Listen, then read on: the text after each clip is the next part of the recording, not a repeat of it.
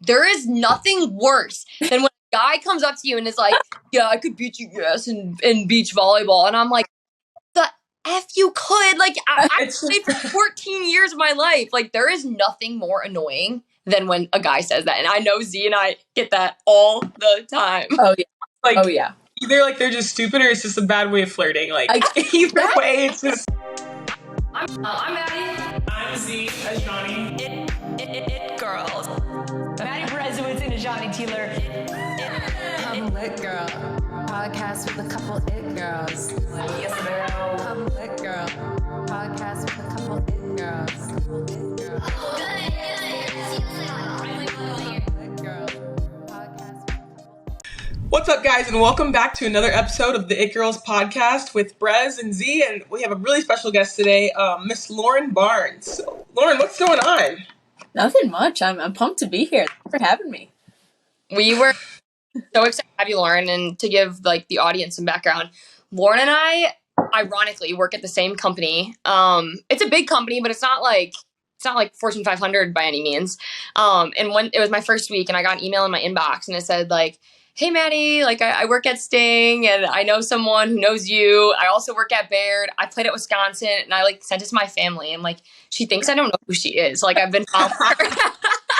I'm like, everyone in volleyball knows who Lauren Barnes is. So we are so pumped to have you on and kind of give people your story outside of your amazing volleyball career. So thanks for coming on. Of course. I'm happy to be here.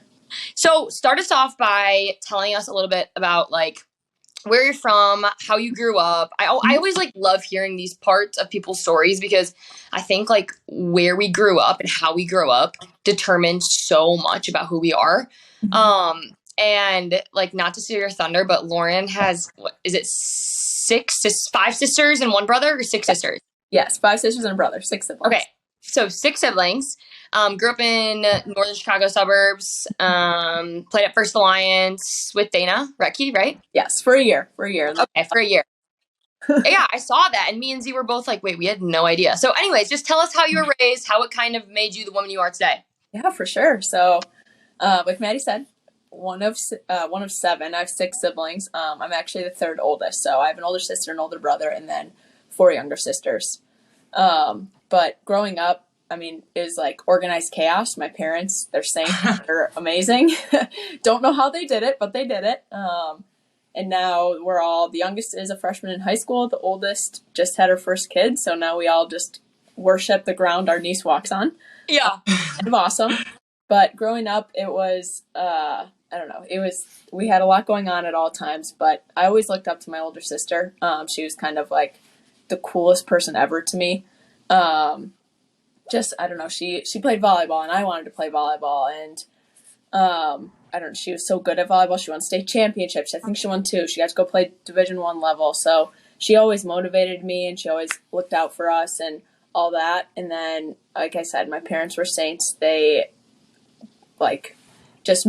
they really truly made us who we are today. Especially just, they taught us the importance of hard work and the importance of betting on yourself and perseverance and all of that good stuff. And they were able to teach it to all 7 of us. So, pretty awesome.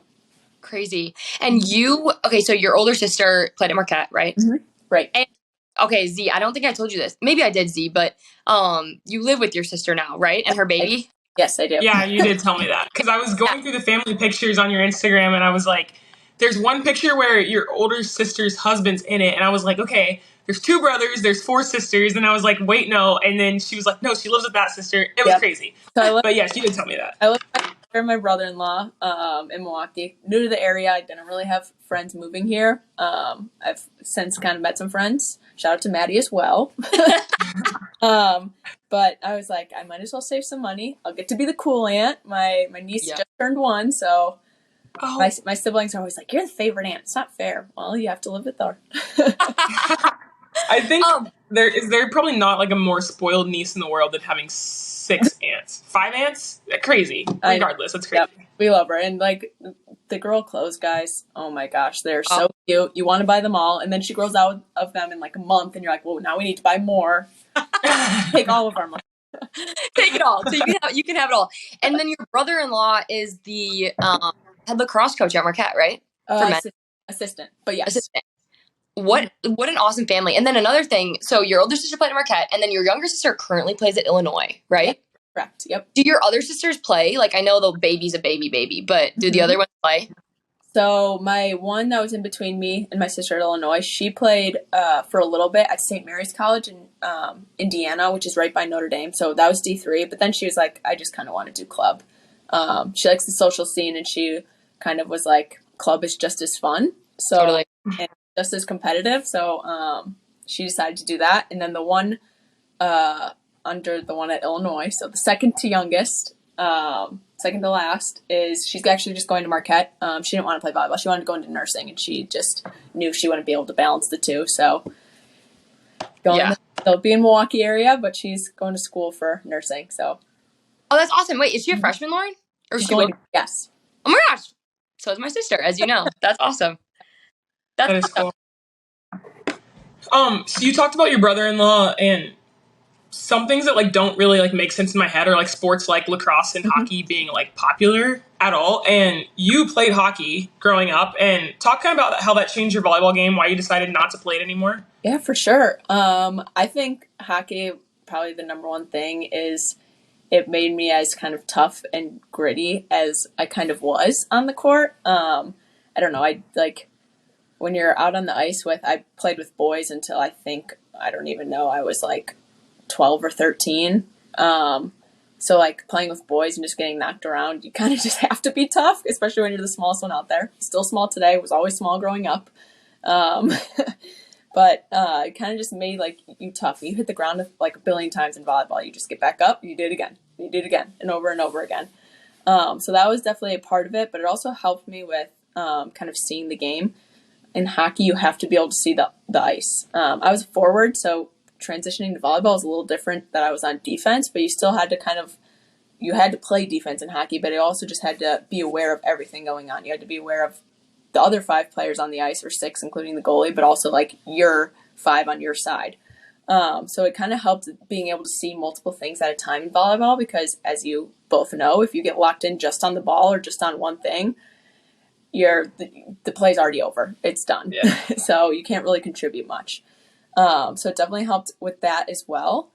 I decided to stop playing volleyball. So I started when I was 3 years old.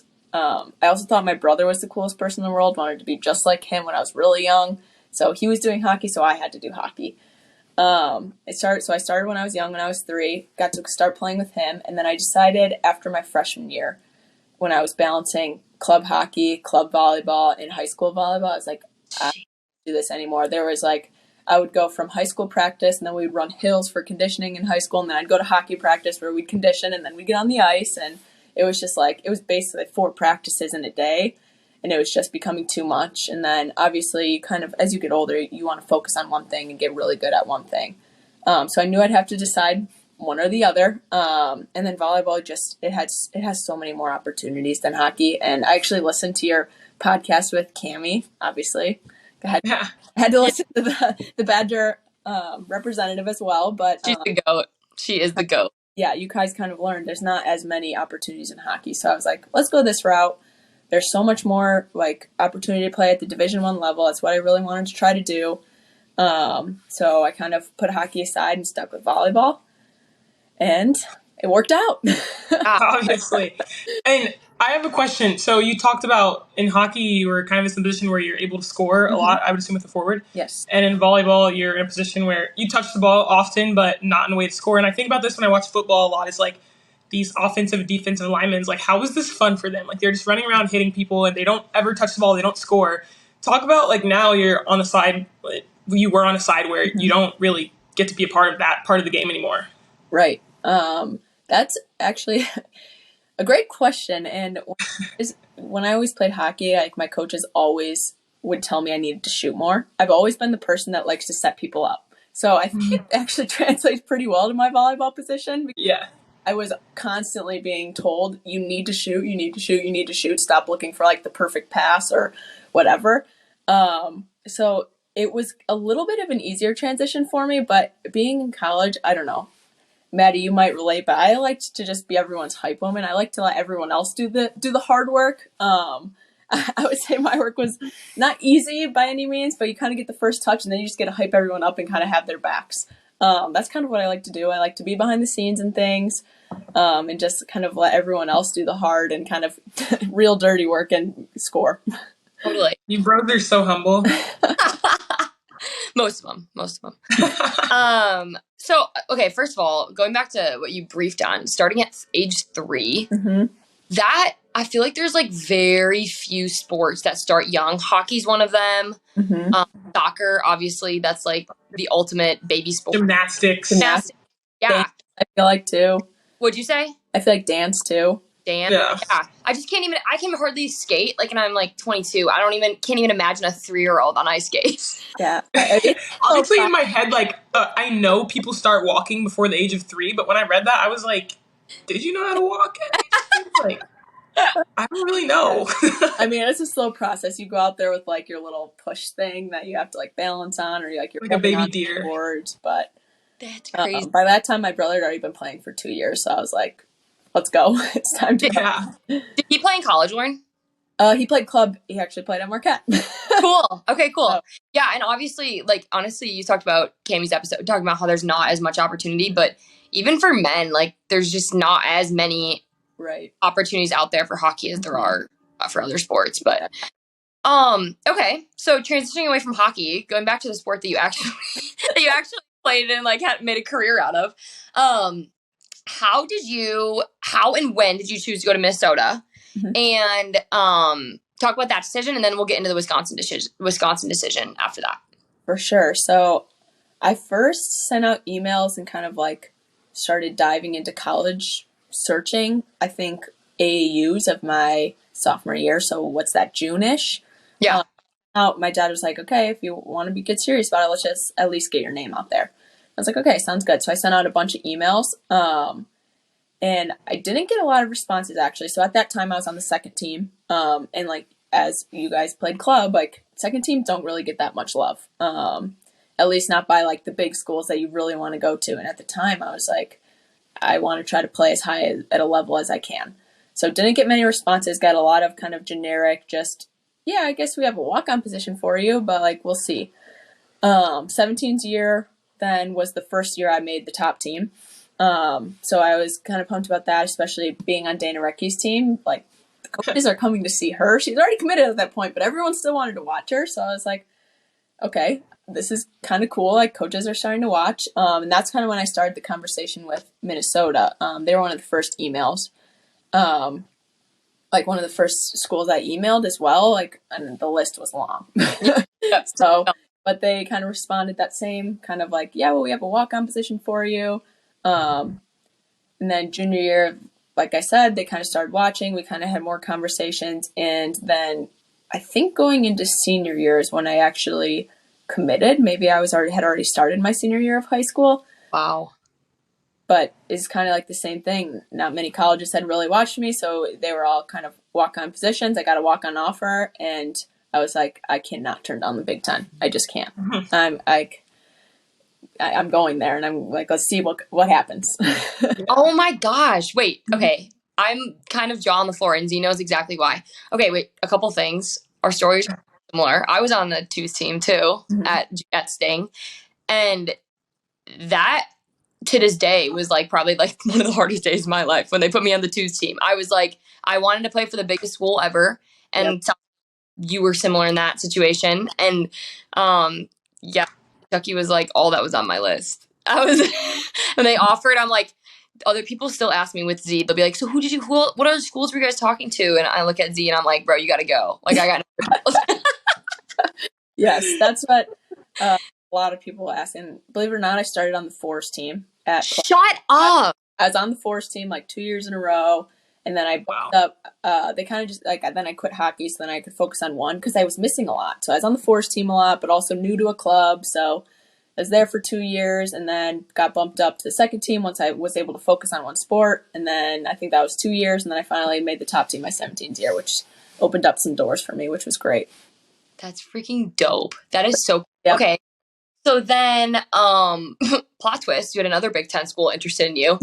So okay, first of all, growing up in Wisconsin, everyone is a Badgers fan. Like, you cannot not be a Badgers fan. I would go to so many volleyball games, and so like I totally see why you wanted to go there, even though I love Kentucky with all my heart. But like, I get it, I really do.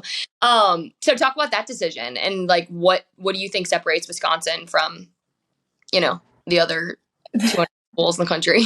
Yeah, for sure. So when I decided to transfer, Wisconsin, like they weren't really on my radar, and I joke about this and with Kelly all the time, and Britt and Gary. Like, I sent them an email and they barely replied. It was like, yeah, we already have all of our spots filled up. And so like they weren't even on my radar. I was like, I knew who played there. I played against them. I knew all the great DSs they had. They had their libero, all of that. So truly not even on my radar. I entered the transfer portal, and they're one of my first calls. And I was like, okay, that's kind of weird. I'll talk to them. Let's see what happens. And I had a high school teammate there, Tiffany Clark, and then Dana Recke, who I played club with. So I like knew people there. I was obviously familiar with them from playing against them. And kind of like their first few questions were like, oh, well, we're really interested in you. You kind of kicked our ass sorry. Our butts these last 2 years. Like, would you have any interest in Wisconsin? And my mind going in the transfer portal was like, let's try to stay in the Big Ten. I like, it's kind of been your goal since you were younger. It's super competitive. You've been like, the teams are great.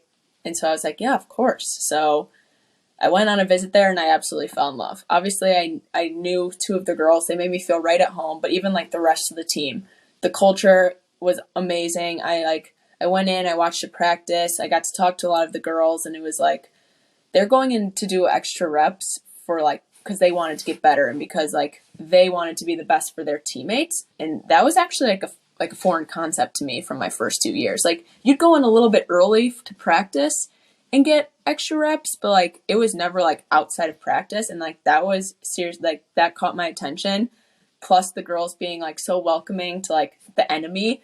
It was just like, it was a no-brainer. And talking with the coaches and just their emphasis on competing with each other, but also kind of working together. And like, we all have the same goal here, even though you're coming into a team full of great DS liberos, which was my position at the time. Like, we still, like, we have our goal in mind to win championships. So like, we're going to bring you in so we can do that. It's not so like we can pin you all against each other. So that was kind of awesome. It was just like one thing after the other that it just like perfectly aligned, and it was closer to home for me. It was everything. It was like the perfect package. And it's funny that you brought up Tiffany Clark, because when I told my athletic trainer that we were doing an episode with you, I was like, yeah, we're going to have Lauren Barnes on. And she was like, is that the one that wears the headband all the time? No, it's actually the other great libero that came from that school. So that's really awesome. Yeah. So what about Badger fans made you love Wisconsin as well? When we played at Wisconsin, Z, like that, first of all, was the scariest day of my life. Like I actually got put in that game, and I thought it was a sick joke. Like I was like, I cannot play this game. But talk about Badger fans and just like seriously how insane they are. They're awesome. They're like seriously diehards too, which makes it even better. It's like they line up for games hours and hours before games just so they can get like a great seat and like be there and be ready like for warm-ups. Like the place is almost packed when you're running up for warm-ups, and warm-ups are an hour before a game. Like when you think about like, they don't feel that long, when you think about how like it takes a long time. Like you have a long time from like the time like the doors open to like the time the first serve happens. And like, I don't know, I feel like at most sports people are like, we got time, like it's a full game, whatever. But they're like intense. And then once the gym is packed, the atmosphere is insane. Like they have your backs. Badger fans have your backs. Like when you're up and like your guys are rolling, but then also when you're down, like you can feel the energy they have for you and kind of like their support, which it helps turn a lot of games around. Like, totally. I don't know, you guys probably know the same thing. Like if the gym's silent, it's super hard to get your team going if you're down. And that's like the same as when you go to an enemy kind of territory, is like when no one's cheering for you, it's super hard to get your team to turn around. But like when you're in your home atmosphere, there's nothing like it. They always have your backs, and it really does help boost morale and kind of boost energy and just keep your team rolling. Totally. Like during COVID, I mean, I don't remember. Did you guys have any fans? I think we had parents, and we were allowed 2 tickets, and they had to be like your relatives, and usually it was just parents. I think that did we have 4Z? And We have 4 like on an average day, so probably not. okay. Yeah. Our normal 4, but then COVID hit, and it was like you can have 2, and like if they don't have your same last name, they're not coming. Wow. Yeah. What? Mm-hmm. That's crazy. But playing in the empty gyms was that was a different level of like, you know, connectivity with your teammates and such. Right. It was like a feeling. Because in practice, I don't know about you guys, but it wasn't even like silent for us in practice. Like we would usually have music playing like pretty softly in the background, so there was always noise going. Yeah. And part of that was because the gym's always loud, so you have to be able to like talk and communicate over the loudness of the gym. Yep. Like it was just like dead silent almost half the time when we were playing during COVID with no fans. No, it was like someone's teeing off at the golf, a golf tee. Like, yeah, right. Back to serve, like I would go in for my singular points, and I'm like, can someone say something, like call a play or something, because it's so silent. Right. But like on the other hand of that, I remember when we played my junior year, we played at Wisconsin, and it was already like loud, like an environment we have never played in before. Maddie knew what that was because she had been games there before. But I remember there was a stretch where Dana probably had 6 kills on a slide in a row, just like bam, bam, bam, bam, bam. And I'm like heads hurting because we're losing so bad, but heads hurting because like I literally cannot hear. Like the fans are going crazy. It was like I get chills thinking about it. Yeah. There was, I don't know if you remember this, but by the time like Dana, I mean, it was always loud cheers for Dana, but we got to her 4th and 5th year. Like, you know, when they announced your starting lineup, it was like everyone, it was like, oh, Lauren, yeah. Like, oh, Sid, yeah. And then it was like Dana, and it was like, yeah. Like a clear. So you like it was during the games, but it was also like me and Sid were always looking at each other and it's like, there it is. It was wild. That's awesome. Like funny. Okay, well, since we're on the topic of Dana and Sid, you guys in the 2020 tournament in the bubble obviously fell short, and I know that was a big goal for you guys to win that tournament. Your whole class, you, Sid, Dana, Danielle, all came back for a 5th year. Talk about that decision and if that was collective and what all went into that. And you guys obviously came back and pursued that championship. So talk about that a little bit. It actually was not like a kind of collective group decision. We all kind of decided at different times. I talked to Maddie a little bit about this when we first met, actually, but I was 100% in from like the very start of the NCAA announcing an extra year. And I was like, I know like it would be so silly of me not to come back for a master's and have, because I knew I was graduating. So I was like, it would be like just silly to not come back and get an extra year of school, to be able to like get a master's from such a great school, especially like the business school at Wisconsin. And so I was like 100% in the whole time. Sid was also in right with me like the whole time. And she was kind of like the similar reason. She was like, it's kind of silly not to try to get your master's. Like so many people like want to come back to school and like continue schooling. We were kind of both like, let's just do it right after. Let's keep playing and doing what we love. And it's just like the perfect combination of the two. I think then Danielle was coming back because she had redshirted. So she was like already in as well. And then Gio decided about halfway through the season to stay. And kind of like similar reasons. She wanted to finish up her master's program because she would have had to stay a little bit longer. And like, who wouldn't want to keep playing on such a great game? So she decided, and then Grace decided actually after we had all like, we finished playing in the spring and graduated. And like, kind of right after we graduated, she was like, yeah, it's not time to be done yet. And Dana waited. She kept us hanging. Like, she was like, no, I'm going to decide. Like, I really just got to weigh the pros and cons, which rightfully so. When you have like opportunity to go play professionally in the USA gym, like that's probably a pretty hard decision to make. Yeah. And she kind of the same thing, was just like, I'm not done in college yet. Like we have something to do. We have something to accomplish. I'm going to go back. So she decided like midway through summer, I think, to like right before we went back to school, because we got a little bit extra time off because we were playing for so long. So she decided like right before we went back. Wow. And it was like kind of one at a time, and like at the end, once like Dana made her decision, we're like, wow, it's like it's all of us. That is so freaking cool. And Z, Lauren, what did Sid major in / what did she get her master's in? I already know her major because they talked about it on every game. Oh yeah, like human biology, health sciences, physics, astrophysicist, rocket science, something crazy like that. I was like, bro, put her in like the freaking CDC. Like, what is she doing here? Yeah.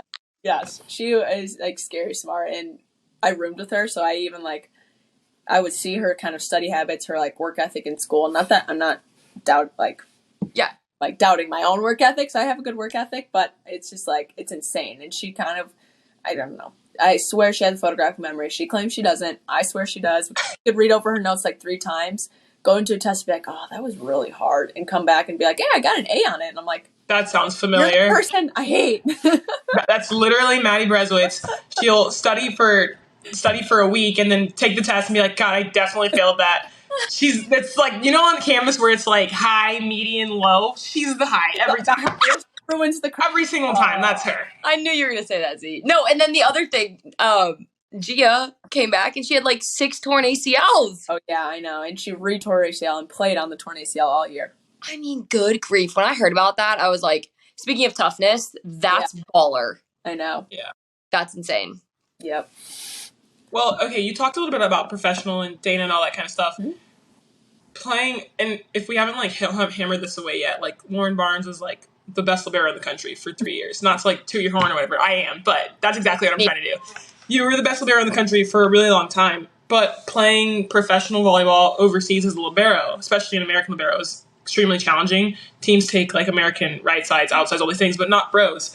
So talk about your decision to not pursue a professional career and what went into that and what you're doing now. For sure. So I considered it, and in my younger years of college, I was like, okay, like I'm playing at a pretty high level right now. I can definitely do it. And then you kind of get to that point where like you kind of look at it, or like you see like really close friends doing it. So like I talked to Tiffany a lot about it, being a bro, and I was just like, oh my gosh, it's like you said, it's really hard to do. And I got to the point where it was like kind of time to talk to like agents to try to get over there. Like when I finished my last year, my 5th year, and I had like one agent reach out, and he was like, yeah, like I could, like there's one thing for you that I have, but like no one else really needs a libero right now, but like one team's pretty interested in you.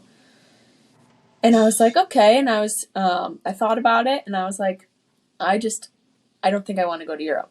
Like, I think Europe's awesome. I got to go there with my team, but I was like, if I'm going to go and like for the experience, I think I would rather just go later on in my life when I get my like full, however long I'm there, 2 weeks to just explore Europe.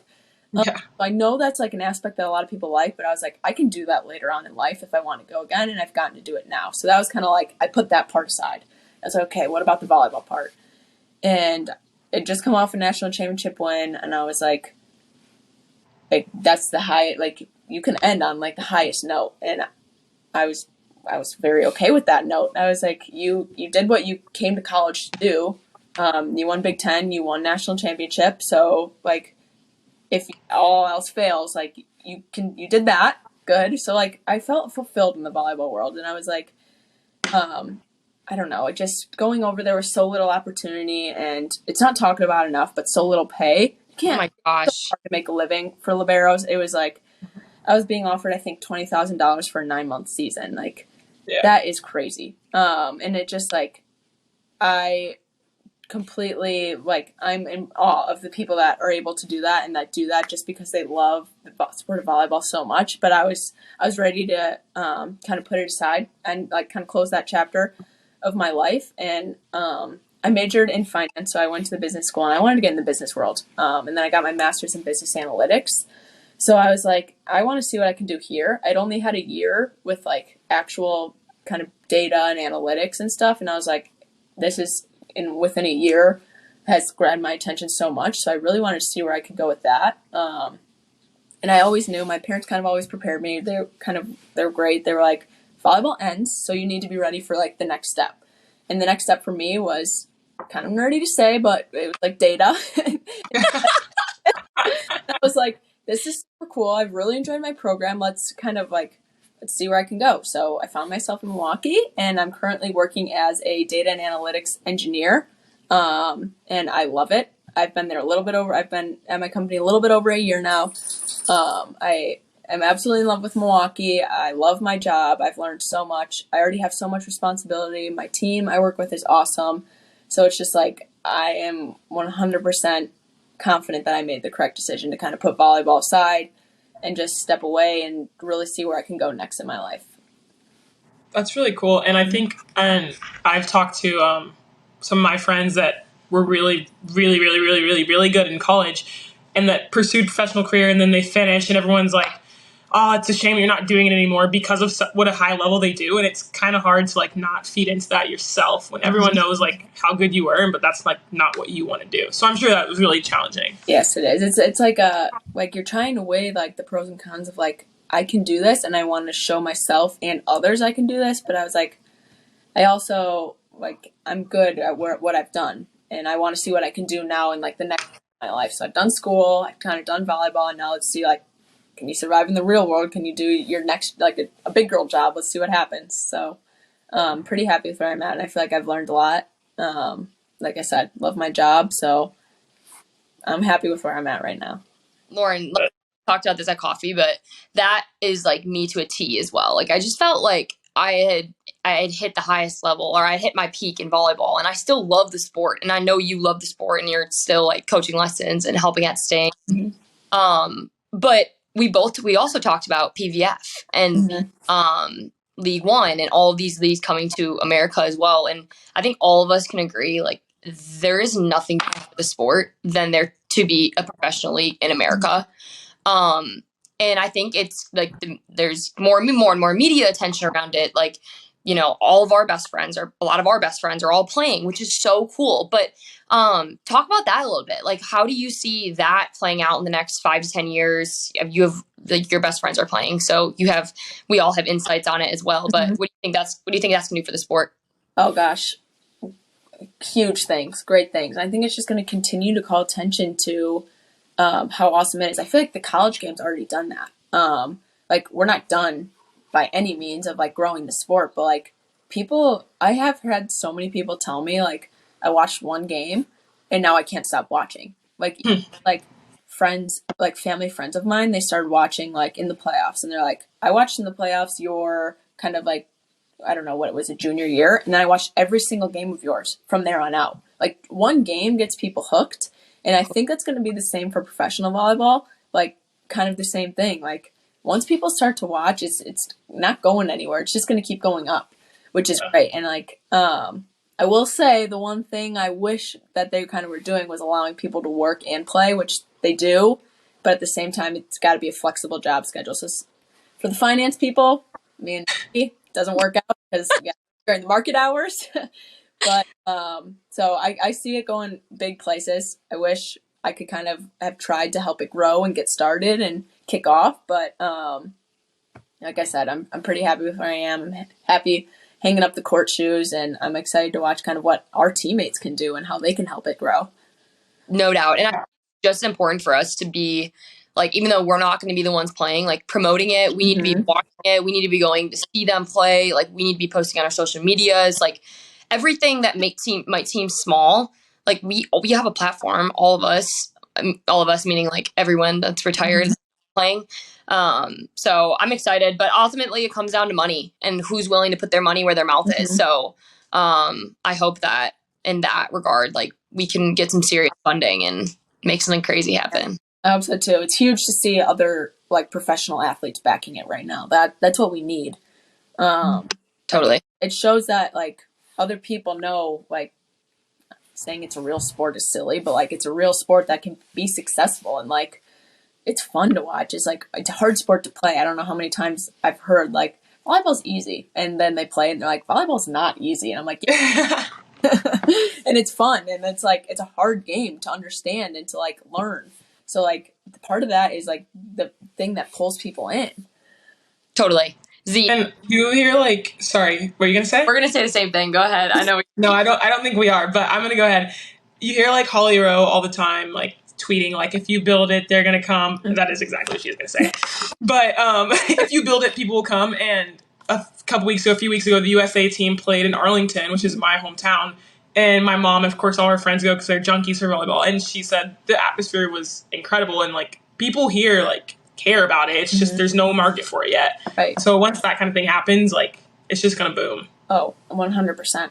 That is not what I was going to say. You know, I'm quoting Holly Rowe off the whip. Oh, well, you started shaking your head, so then I got confused. I didn't think so either. You knew I wasn't going to know Holly Rowe's quotes. But what I was going to say is, speaking of the hard sport, there is nothing worse than when a guy comes up to you and is like, yeah, I could beat you in beach volleyball. And I'm like, the F you could. Like, I played for 14 years of my life. Like, there is nothing more annoying than when a guy says that. And I know Z and I get that all the time. Oh, yeah. Like, oh, yeah. Either like they're just stupid or it's just a bad way of flirting. Like either way, it's just stupid. The craziest part is like if we go on the volleyball court and like obviously I don't know, you can't say like we're gonna play real rules, but like if we played real rules, you guys would not get a single point. Like and like I mean you would double every single ball. You would not be able to be in system at all. like ever. And that's like the girls would just trample you. I know they can like jump higher than us and like sometimes, but like, and that's why there's a difference in nets for guys to girls, but like, it's not about jumping high and hitting hard and like looking athletic. It's way harder than that. Totally. And even like, I like all the respect to men's volleyball players. Like I love men's volleyball, but like I'm going to say it. We are more skilled than men's volleyball players. Like they are really good because they can jump high and they can hit it really hard, but like skill wise, like they don't really come close. Yeah. And maybe that's a bad take. I don't think it is, but no. No, I think like control wise, like I think like if you get to the highest level of men's volleyball, they're obviously skilled, but like the medium level men's volleyball, they're not controlled the way that we have ball control. But yeah, like you said, it's still fun to watch, but it's just we'd always joke around like, okay, you get your top 10 best athletes and we'll get our like team and like we'll play 6-on-6, but we were like, we can't actually do that because they have no body control. Someone's gonna get hurt. Totally, 100%. Oh my gosh. Okay, shifting gears, Lauren. This is like probably my favorite question that I was looking forward to asking you the most. So, a couple things. One, I was like reading through your bio on Wisconsin. Like they have some cool questions on there too. By the way, like they really do a good job. And one of them was one word to describe you, and you said competitive. And that, I mean, I just love you even more than I already did for that answer alone.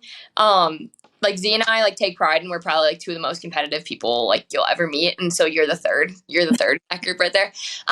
But you've won 4 Big Ten championships and a national championship. Like if you're listening and you don't know volleyball that well, like that statistic is absurd. The Big Ten one specifically. The Natty, yeah, okay, it's good, but like we also have that. Been there, done that. The 4 Big Ten championships is crazy. So talk about, first of all, like what separates a great team from an elite team? Mm-hmm. And second of all, how do you feel like you contributed to that success? Although it was probably different on each team, but kind of talk to those 2 points. Yeah. Gosh, good team and a great team. Like, sounds like a simple question, but like, it's pretty hard. It's like, the wheels all have to, like, everyone has to be on the train at the same time. And as you both know, that is super hard to do, especially in, like, kind of the ebb and flow of season. Like, you have school going on, injuries, whatever's happening. So I would say, like, the biggest thing is, like, everybody's on the train and everybody's going in the same direction. No one's trying to get, like, turn around or hop off at different spots. Like, that's a huge thing we always used to say is, like, yeah, we know we're tired, but we need to stay on the train and we need to keep moving. I would say that's kind of like the number one thing. Everyone's going towards like that one goal, but also that like everyone's working together and kind of you want to win for each other. It's not just like you just have one good player and like you're going to rely on her over and over and over and over again. Like you need every single player. Like 18 to 20 is what we usually had on a team. Like you need all 18 or all 20 players kind of going towards that same goal. Like I've said. We truly had that every year. Like obviously for the national championships, that is super hard to do. Like you just have to be on. You guys know that. But like Big Ten championships, like going against Big Ten teams, it's like going again in like the tournament every single night. It's like being in like the NCAA tournament every single night. And that's truly not an exaggeration. I know everyone says that, but it's like if you have an off game, you will lose to any team. If you go in like and take it easy, you will lose to any team. And so like I think that's really like another thing that separates like good and great is like you're going in and you're respecting your opponent 100% of the time. there's no like easy opponent that, oh, we're just going to sweep them and like go home. It's never ever. That is never ever a mentality. If you have that mentality, it's usually going to end up bad on your side, probably 9 times out of 10. So kind of like, those are just like a few things, but I feel like that's kind of what we had. And they look, like you said, they look different every year, but for a majority, that's kind of like the overarching, I guess, mindset. Totally. And I think like whenever, the one that comes to mind, Maryland kind of beat a few teams this year, right? Like kind of out of the blue. Okay. That wasn't even intentional. I just genuinely I just remember seeing like headlines of like Maryland. Yeah. Because if you, teams like that, Maryland, Indiana, like who are lower in the Big Ten, if you just come in like a little bit off like that, those are the games where you're like, damn it, like how did that happen? Oh yeah. And that was, oh gosh. Yeah. Even that was dang, I did not mean that. I did not know that you guys. One of those plane rides, you're just like contemplating everything, and you're like, oh my gosh. Yeah. You lost. Or even like that, like talking about like how hard that is. You can play like Nebraska, Wisconsin, Nebraska, Minnesota, Ohio State, Purdue, Michigan, and then you have Maryland, and you're tired, rightfully so. And so it's really hard to keep yourself engaged, but you don't have a choice. Right. And that specific example, like you play 2 games a week in volleyball. Not many people really know that. A lot of sports just do like 1. I know it's like baseball. I think baseball and hockey will do like 2 to 3, which is crazy. But like we do 2, and like that was our first game of the weekend. We were flying to, I don't know where we were flying to, but the next night we were flying to another game. Like you have maybe 10 hours to turn yourself around. And even then it's like you have your plane ride to like figure it out, put it away, and then get ready to go. So like that's probably like the hardest part, and like another like attribute that the whole team has to have. You can't have anyone still thinking about yesterday. No. Lauren, we post-COVID we switched our schedule, so we would play the same team back to back. Really? So yeah, they switched it this year, right, Z? So you're back to normal. Right. My parents don't love it. Yeah, no, parents don't love it. But for the last 3 years, we've been like, we go to a school and then we'll play them like Friday, Saturday, which, so this is good, but we lost to South Carolina at South Carolina our junior year, which they're not like very good. And talk about contemplating everything. Like you just like go back to the drawing board, and you don't need to, but it's just like innate, and winning teams care. They care a lot. And so, I feel that. I feel that on a deep level. Yeah. Okay, well, before we wrap this up, we have 2 more questions, but I have one. I want you to kind of give your thoughts on what the Wisconsin Badgers are going to look like this year. Not unbiased, since you're not a part of you are forever part of the program, but unbiased on what you think we're going to see from that team this year. Oh gosh. Well, I think they're going to be awesome. Again, they have so much talent and depth, and like that is so important on a volleyball team, that you can have so many players to like play. Like, I don't know. I feel like all of their hitters can play at like their pins can play on the outside or the right side. That is awesome. Because as you have to be able to hit on the outside and the right side with certain rotations. I think that's awesome. Their middles are super athletic, which is also needed. And then their back row is like, this part's biased, but Wisconsin has a sweet back row all the time. Biased comment. Back row is just like, I don't know. That's just like, it's always gritty in the gym there, especially like the defensive players. And like, I don't know. They're going to be awesome. I'm really excited to watch them, especially with they have some new pickups. They got Temmie from Northwestern. Yeah.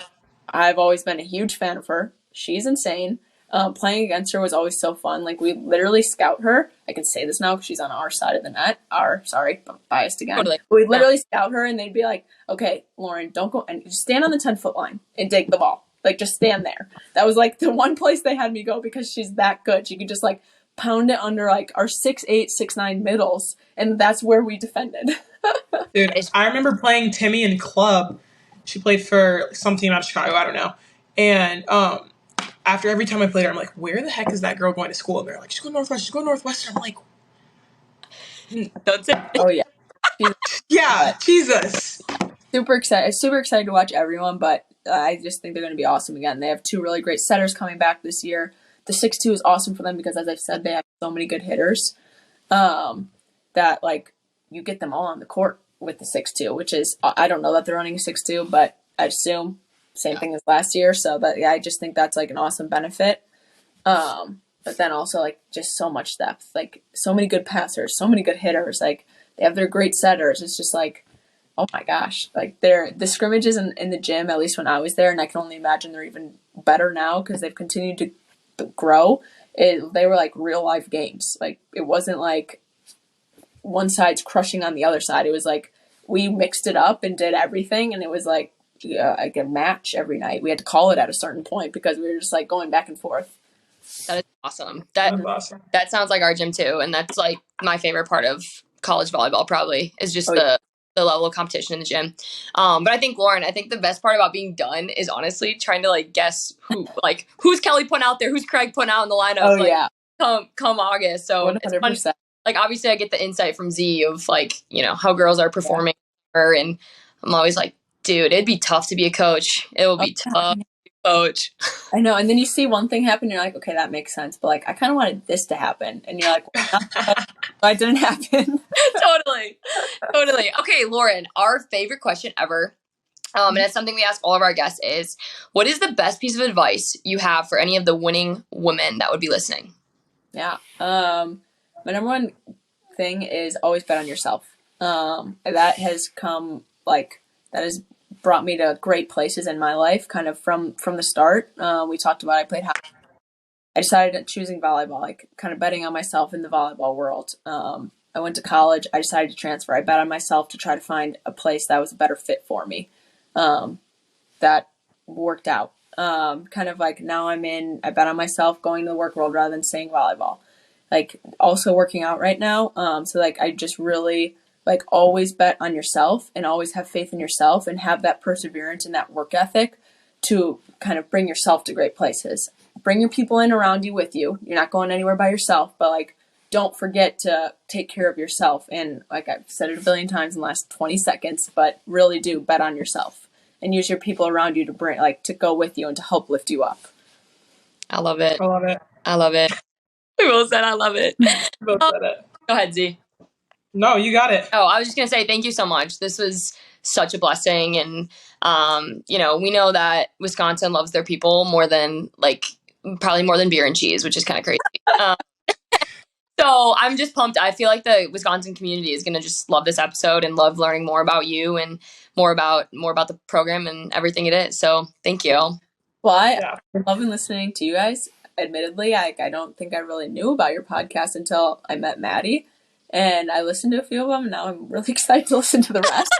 Oh, I love to see what you guys are doing. I really hope it kind of like blows up. I didn't listen to it yet, but your most recent one was with like a woman, like CEO something, whoever it was. I read the title pretty quickly, and like that's been like what I tell people I'm going to do. Like I'm going to be high up at a company like once I'm done with volleyball, because that's everyone's favorite question to ask. So like I'm really excited to listen to that one. That's freaking awesome. You're gonna love it. Tracy is awesome. Yeah, baller. She's a cool lady, and that's what we're trying to do too, Lauren. Is like we're trying to get away from like just like current student athletes. Like we want to show people's stories, and like Tracy is a great example. She played basketball in college, but now she's like a baller at what she does. Mm-hmm. So yeah, if you have any people that you think of too, we would love to have them on. For sure. Yeah. Well, thank you. Oh, thanks so much, Lauren. Yeah.